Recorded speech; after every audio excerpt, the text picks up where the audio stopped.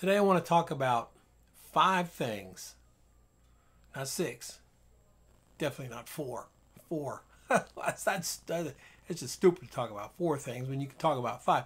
5 things that photography students, photographers, do not learn in photo school. I'm not even sure photo schools are going to exist very much longer. I can tell you that I'm not a big fan of photo schools, not even in the least am I a big fan of them, because they've turned out to be sort of boring. Sorry, photo school people, but god damn, $100,000 to go to photo school? I guess you just haven't heard of YouTube yet. It's all right. It's okay. Number one, the number one thing they don't learn is how to value their work. They don't know the value of the photography. It's rarely discussed. The value of the photograph is, in business, commercial photography, the value is a direct correlation of the use of the image. For instance, let's say photographer A is going to do a headshot. Going to set up some lights, going to have a makeup artist, maybe a wardrobe person, a model. It's going to do a headshot. Okay, great. Headshots run what? $150, $300, depending on what town you're in. That's a headshot of a model. $150, $300. Takes them 2.5 hours to do it with makeup and hair. Great. Let's say photographer's going to do a shot for Maybelline. A headshot for Maybelline. What the hell's the difference? It's going to take 2.5, 3 hours to do it. You're going to have a makeup artist and a hairstylist, and the model's going to sit there. You're going to take the photograph, but now instead of being paid $150 or $300, you're going to make $40,000. Because the value of that photograph to Maybelline's a hell of a lot more value to be brought back from it than the headshot of the model. The model's not going to pay you $40,000 for a headshot. That'd be nice. I mean, I wish models were all that successful. They could toss a couple $40,000 towards me, but that's not going to happen because the value of the image isn't in direct correlation to the value they have. Maybelline is going to take that image and stick it into 50 magazines and hopefully see a 1.5% bump in sales of mascara or whatever it is they're selling. 1.5%. That could be millions of dollars. It's a value. Photographers don't understand that value, and so we see stupid shit like, I'll make your photograph for you, but I'm going to charge you more money for a 16 by 20 than I am an 8 by 10. Because now photographers are in the business of selling fucking paper.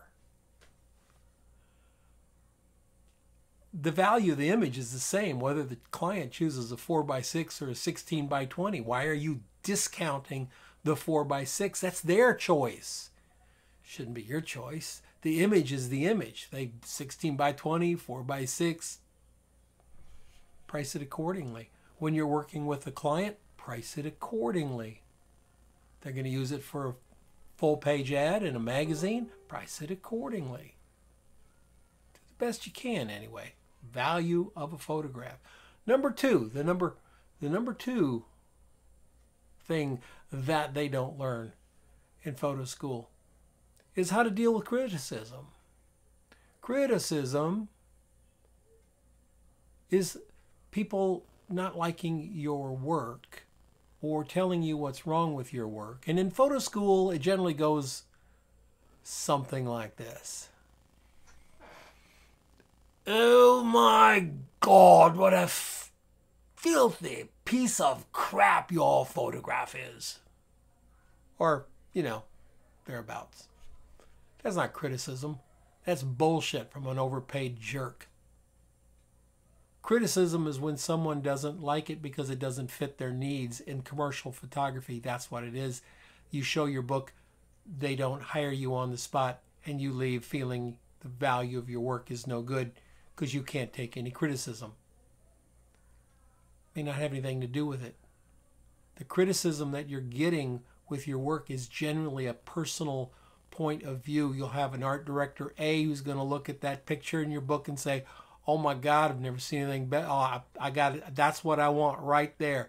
And you'll have art director B go right by it because it's not on their radar. And yet photographers, they deal with that type of criticism in ways that are very self-destructive. They go, oh, nobody likes my work. Or worse, I need to do work like that guy because he's getting a lot of work. Well, that's a quick trip to the garbage heap right there. You got to do your thing. You got to take the criticism as a way to make you grow, whether it's given to you in an obtuse way or a direct way. You've got to take it inside and you've got to let it grow you. You've got to make it into something that's going to provide a seed for your growth. If you can't do that, you're in big trouble. They do not. Number 3. Learn how to manifest a personal vision. Style. Your thing. Too many college students come out, photo students come out, either imitating somebody they studied, or imitating somebody they went to school with, or imitating somebody that they think is really good, but it's all an imitation. Because school teaches you to imitate. School teaches you to color inside the lines. School teaches you, well, I've heard some photo schools refer to commercial photographers as selling out. I don't want you to sell out. I don't. And if you really, enjoy driving Uber, rock on. I mean, there's nothing wrong with that at all. But if you're going to be in this business, you're going to have your own style, not his, not hers, not those guys over there. You're going to have your own style. Does it take hard work to develop that? Yeah, it does. Your style. College gets you up to, my saying is, of course, Clark Terry's saying, imitate, assimilate, innovate. Universities, schools, colleges, photo schools, they go from imitate to assimilate. They're done. You can't be done. Number 4. You like that? Number 4. They don't teach you how to make money. They teach you how to hate money sometimes. Those photographers who sell out. Bad, evil photographers for selling out and actually making money with their photographs. Oh no! It's much better to wander around and scrub yourself dirty in the alley of mediocrity because at least you're true to the vision of, whatever the hell. It's all crap. Every artist wants to make money, and the ones who don't want to make money, that's easy to do. Good for you. Rock on. That's the easiest thing to ever do in art. It's not make any money. You don't win any points for not making any money. Good for you. They don't teach you how to make money because they don't see the value of the money. And there is value, not only, of course, when you go to the grocery store, or you want to pay your mortgage, or you need a new camera, a lens, or whatever. Money's good to have. Money's good to have to put away for later. They don't teach you any of that stuff. They just teach you to eschew money. They make it a sort of a dirty word. Are there exceptions in art schools? Yes, there are. There was the recently deceased Brooks Institute, Art Center of LA, a couple of others around the country. But if it's a university art program, photography program, probably not going to teach you how to make any money at all. If you think you're going to end up in a gallery selling a whole lot of prints, I got a bridge in Florida that is a hot deal. You send me an email. They have to go across this bridge. You own this bridge, Jack. You're gonna be rich. I mean, it's filthy. I would do it myself, but I'm busy with, I'm busy with the vlog, so I'll sell it to you. Yeah, be so fucking rich. They also don't teach you number 5. They also don't teach you how to reinvent yourself. They force you into a rut. They force you into a groove. A groove. We're not talking Billy Cobham kind of groove here either. We're talking a dangerous, divisive, terrible groove. They teach you that there's only one way to do things, and your way of doing it, you got to keep doing this. This is how it's always been done, and we got to keep this. That's just teachers who have never really been in the real world spouting off.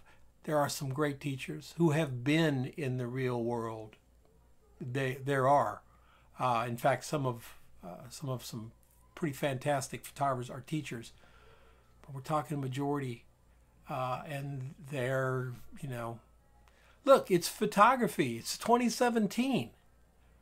Whatever they're teaching you today, if it's in a textbook, for instance, shit, took 2 years to put the damn textbook together. They're teaching you shit that's 2 years old. In 1960, not a problem. In 2017, big goddamn problem. Not relevant. Photo schools are, for the most part, irrelevant.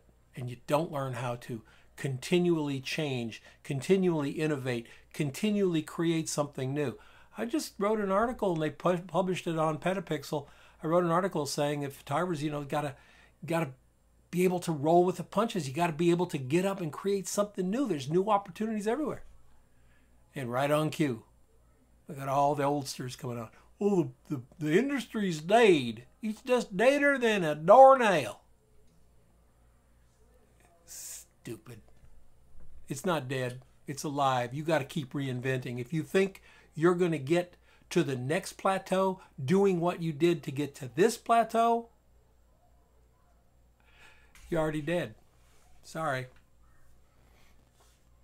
I'll see you tomorrow.